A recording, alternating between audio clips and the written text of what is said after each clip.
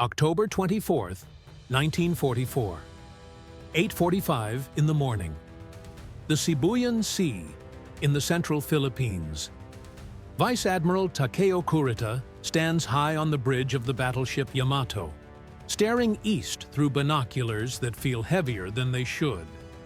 2 days earlier, in the Palawan Passage, his flagship had been torn out from under him by American torpedoes. 2 heavy cruisers are already gone, swallowed by deep water before the sun could finish setting. Now the horizon is filling with motion. Tiny black flecks at first, then lines, then swarms that multiply until the sky itself seems to be moving. American carrier aircraft. Dozens become hundreds. It is not a raid. It is a harvest. They are not coming for Yamato. Not yet. The Americans are angling toward the other giant, Musashi, sailing roughly 3,000 yards off Kurita's port beam, a dark slab of steel that looks less like a ship than a moving fortress. Kurita lowers his binoculars and forces himself to breathe. He has commanded battleships for years. He has watched gunnery duels and torpedo attacks and night engagements where ships vanish into blackness. But he has never seen air power gather like this. Never watched the sky assemble an execution squad with such calm certainty.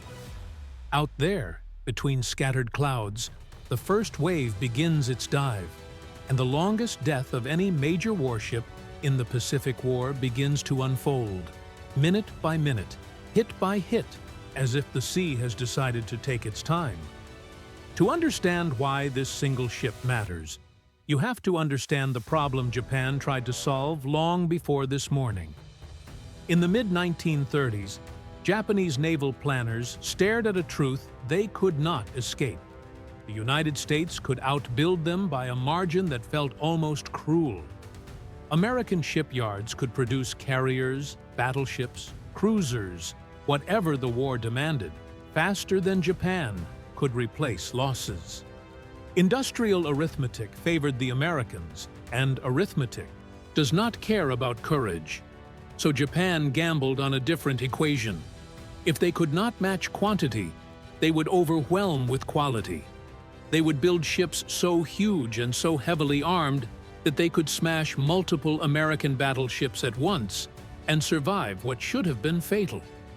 The Yamato class was the answer to that dream. The largest warships ever constructed, armored like floating citadels, carrying the biggest naval guns ever mounted on a sea-going vessel. They were designed not just to win, but to be unkillable, to make enemy commanders doubt their own weapons. Musashi was the second of that class, laid down at Nagasaki in March of 1938 and commissioned in August of 1942. For years, she served as the combined fleet's prestige symbol, the kind of posting sailors whispered about with reverence. Admirals used her as a throne. The Yamato and Musashi were guarded secrets even within Japan's own navy. True displacement and true capabilities kept deliberately vague, hidden behind censorship and myth. For a time, it worked. Rumors became armor. The enemy knew something massive existed, but not how massive, not how much steel, not how much gun, not how much punishment it could take. Yet, by the autumn of 1944, the world that produced those battleships had already died. The decisive duel they were built for never came.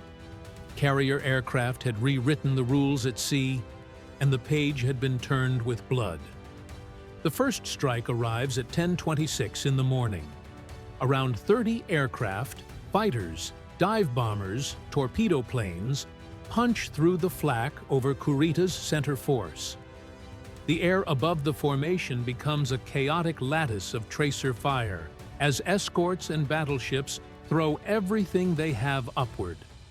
Musashi joins the storm, her anti-aircraft guns spitting streaks of light that seem to sew the sky closed. Even her main battery is used in desperation, firing specialized anti-aircraft, rounds that detonate into violent fragmentation meant to shred formations. For a moment, it looks like noise might defeat precision. Then, the first torpedo strikes her port side amidships at roughly 10:27. The impact shudders through the hull. The ship flinches, but she holds her course. A bomb follows, penetrating the deck forward of the first turret. And then another torpedo. And then another. Each one a hammer blow against the mythology of invulnerability. Captain Toshihira Inaguchi has commanded Musashi only briefly, but he responds like a man who has rehearsed catastrophe his entire life. Counter-flooding orders are issued to correct the list. Damage control teams move fast, trained and drilled, sealing compartments, shoring bulkheads, fighting fires that blossom in cramped steel corridors. Their discipline is real. Their courage is real. What they have not trained for is repetition. Wave after wave, hour after hour. The same nightmare returning from the sky with new lessons learned. By about 10:45, the first wave pulls away.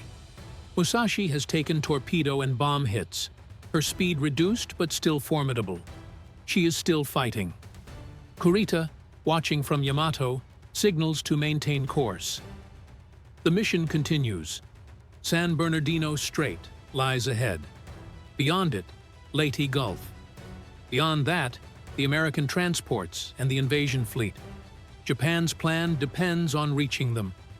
But the sky is already gathering again, as if the first wave was only the question, and the next will be the answer. The second wave arrives just after noon. This time the Americans attack smarter, tighter, with coordination sharpened by experience. Dive bombers scream down from altitude to suppress the anti-aircraft batteries and blind the gunners with shock and smoke. Torpedo planes skim the surface, coming in low where sea spray and glare make them hard targets. Their torpedoes are set to run shallow, aimed not at the thickest armor but at the seams of survival. Rudders, machinery spaces, the vulnerable geometry beneath the armored belt. Multiple torpedoes slam into Musashi, port side and starboard, while bombs hammer the upper decks. A heavy bomb punches through near the forward turret area and detonates deep inside, tearing through crew spaces with sudden, intimate violence. The bow begins to settle. The list climbs, 5 degrees, then more. Pumps fight a battle they cannot win forever. Water moves with patient cruelty, always looking for the next opening. Inaguchi receives the reports and does the math without speaking it aloud. His ship has absorbed punishment that would kill almost any battleship afloat. Yet Musashi still makes speed, still holds together, still refuses to yield. On paper, it looks like vindication of every yen and every man-hour poured into her construction. In reality, it is simply a slower form of dying. Kurita keeps the formation moving. Every minute matters. But the Americans are not thinking in minutes. They are thinking in certainty. Far to the east, Admiral William Halsey, commanding the American Third Fleet, hears pilot reports describing a Japanese surface force of astonishing size steaming toward Leyte. Battleships, heavy cruisers, destroyers, a fleet concentration that feels almost impossible after so many months of attrition. And among them, 2 silhouettes so massive they do not fit neatly into recognition books. The pilots call them super battleships. They do not know names. They do not need names. They know targets. Halsey makes his choice. Concentrate everything available from the carrier groups on destroying Kurita's force before it can reach the invasion beaches. By the day's end, hundreds of American aircraft will fly against the center force, and many of them will fixate on the largest, most obvious aim point in the sea. By early afternoon, Musashi becomes the center of gravity. a magnet for ordnance and attention, her bulk impossible to ignore. The third wave arrives, and the tempo changes from attack to punishment. Torpedo planes close to near suicidal range, releasing at distances that feel absurdly close, hundreds of yards, holding their line even as flak tears the air around them. Torpedoes detonate against both sides. Bombs smash down through decks and superstructure. Speed bleeds away. 16 knots, then less. The bull rides lower, waves breaking across the forward deck. The list deepens toward 10 degrees. The ship is still moving, but it is moving like a wounded animal, powerful, stubborn, and trapped. Below the bridge, officers calculate positions and time, as if navigation can bargain with fate. San Bernardino Strait is still far off. At the ship's current speed, darkness will arrive before the strait does, and darkness will not save them. Carrier aircraft have learned to hunt in fading light. Inoguchi sends a request to Kurita, permission to proceed independently. He knows what the request really means. It is not independence. It is isolation. It is asking to be left behind, so the rest of the force can survive longer. Kurita does not answer quickly. He is watching through binoculars, watching the center of his plan being carved open in broad daylight. The Operation Shogo, a desperate attempt to smash the American landing fleet, was risky even before the first torpedo hit. It depended on deception, timing, and the willingness to sacrifice. The Southern force would strike through Surigao Strait. A carrier force, stripped of planes, would act as bait to pull American attention north. Kurita's battleships and cruisers would punch through San Bernardino and fall on the transports at Leyte. It was never a plan built for safety. It was built because Japan's options had collapsed to almost nothing, because oil supplies were strangling, because losing the Philippines meant losing the last thread holding the fleet alive. By mid-afternoon, Musashi is no longer a weapon. She is a test of endurance conducted in a public. The fourth wave arrives, and the ship's internal world becomes a nightmare of steel and water. Engineering spaces flood. Boilers fail one by one. The list climbs past 12 degrees. Damage control parties move through compartments filled with smoke and steam, working waist-deep in rising water, bracing frames, plugging ruptures, carrying wounded men through narrow passageways while the ship groans like something alive. Each torpedo strike sends a shock through the hull that can be felt in the teeth. Each bomb hit adds new fires, new shrapnel, new torn cables and shattered pipes. Above, the sky flashes with detonations. Below, the lights die in sections. The ship begins to slow, 12 knots, then 8, then 6. Reports reach the bridge. Bow draft deepening, list increasing, time to founder uncertain. The language is clinical, but the reality is simple. They are running out of ship. And still, even now, the numbers stagger the imagination. Musashi has absorbed AE, concentration of punishment that seems beyond reason. No sailor on board has ever lived inside a battle like this. No warship in modern history has been attacked so continuously for so many hours and remained afloat. The myth that these giants were unsinkable has infected even the men commanding them. Belief can be as heavy as armor. When, late in the afternoon, the final wave withdraws and the sky clears for the first time in hours, what remains is a wounded colossus drifting in the Sibuyan Sea. Engines dying, bow submerged nearly to the forward turret, smoke pouring from scattered fires, oil slicking the water for miles. Kurita makes a brutal choice. He signals the rest of the force to continue toward San Bernardino. leaving Musashi behind with destroyers ordered to rescue survivors when the end comes. Then, almost immediately, he does something that stuns his own officers. He orders the entire center force to reverse course, turning away from the strait and steaming west. On, bridge after bridge, men stare at the signal flags as if they cannot trust their own eyes. They have not reached the strait. They have not fired a single main battery salvo at the enemy's invasion fleet. And yet, they are retreating, while Musashi continues to die behind them. On Musashi's bridge, Inoguchi gathers the remaining officers. The list is worsening. The bow is lost to the sea. The ship's fate is no longer a question of if, but when. He gives final orders. Abandon ship. Transfer the Emperor's portrait. Save as many men as possible. And then he makes his own decision. He will remain. Some protest. Tradition does not demand death. Japan still needs experienced officers.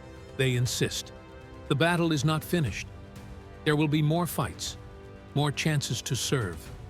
Inoguchi's response, according to survivor accounts, is quiet and final.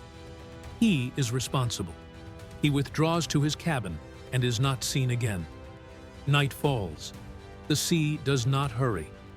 At about 7:35 in the evening on October 24th, 1944, Musashi rolls onto her port side.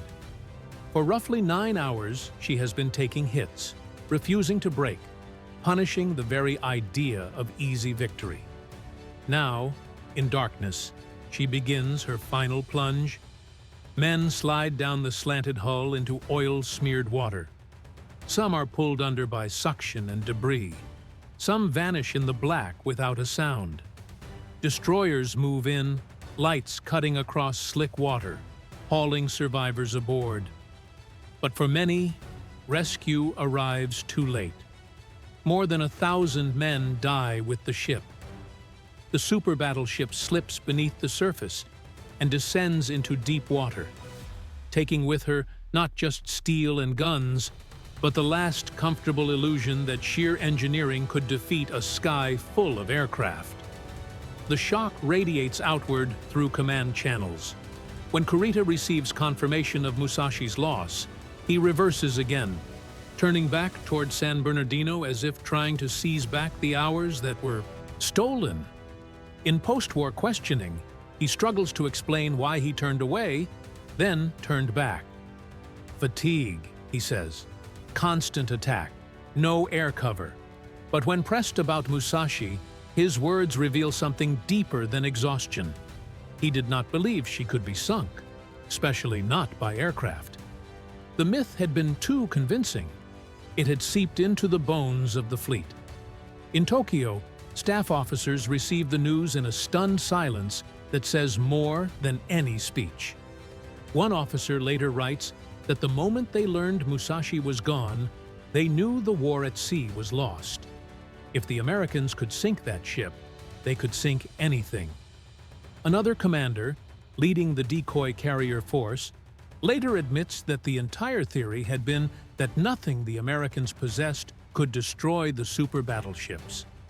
When one of them went down under air attack, it was not just a ship sinking, it was an entire world view collapsing. The lesson had been visible for years, even for decades.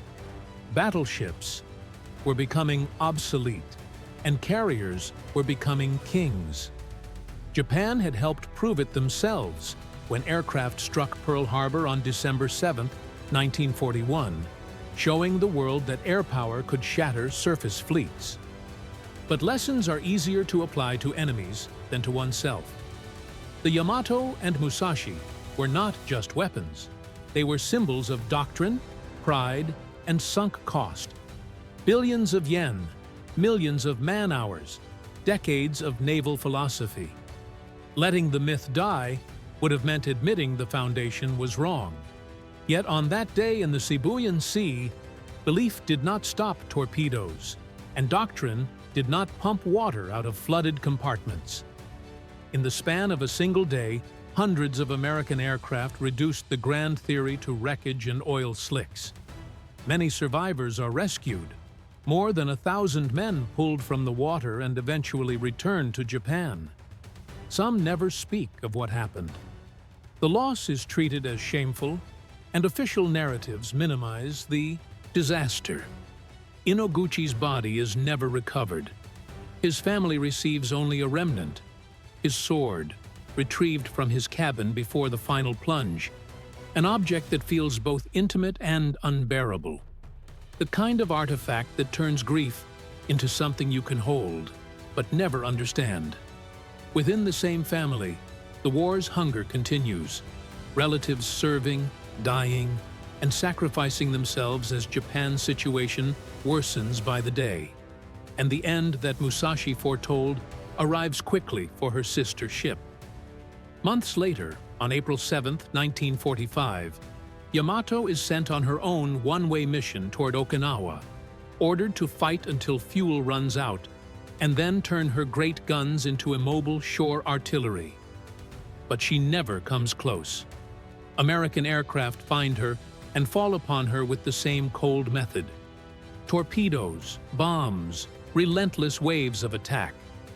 The giant absorbs hit after hit until, in the afternoon, her magazines detonate in a catastrophic explosion visible for miles, fire and steel rising into the sky like a monument to a dying era.